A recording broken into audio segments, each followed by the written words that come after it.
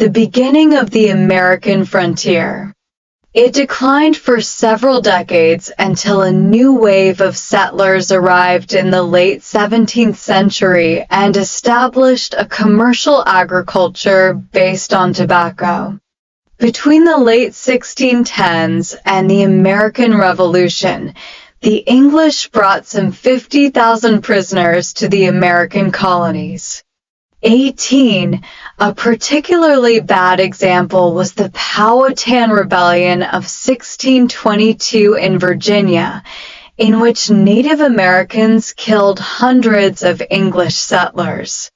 The largest conflict between Native Americans and English settlers in the 17th century was King Philip's War in New England. 19. The Yamasee War in South Carolina was bloody. The Puritans were the primary early settlers of New England, founding the Massachusetts Bay Colony in 1630, although there was a small earlier settlement in 1620 by a similar group, the Pilgrims at Plymouth Colony.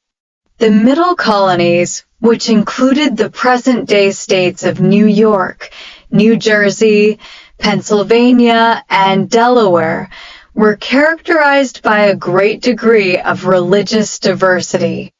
The first English settlement to seek to establish south of Virginia was the province of Carolina, with the colony of Georgia, the last of the 13 colonies, established in 1733. 21.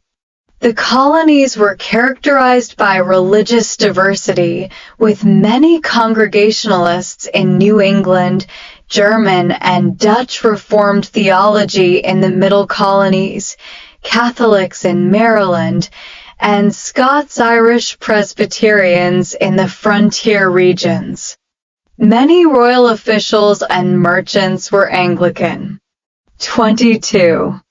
Religious belief grew rapidly after the First Great Awakening, a revival movement in the 1740s led by preachers such as Jonathan Edwards.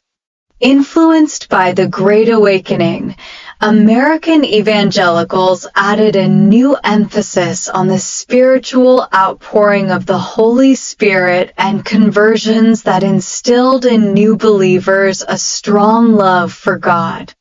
Revivalists incorporated these features and passed them on to the newly formed evangelical sect, laying the groundwork for the Second Great Awakening that began in the late 1790s. 23.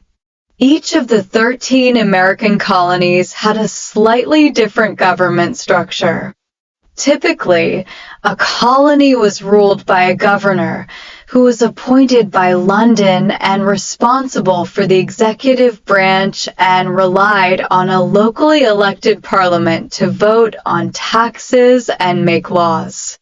In the 18th century, the American colonies grew rapidly because of their abundance of land and food and low death rates.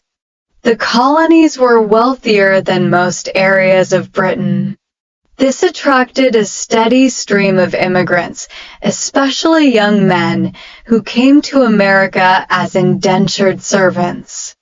Tobacco and rice plantations imported black slaves from the British West Indies. By the 1770s, they made up 1/5 of the American population. The question of independence from Britain did not arise as long as the colonies needed British troops to defend against the French and Spanish powers. These threats disappeared by 1765. London viewed the existence of the American. Thank you for watching. See you in the next part. If you enjoyed the video, please give it a like and subscribe to the channel to receive new videos.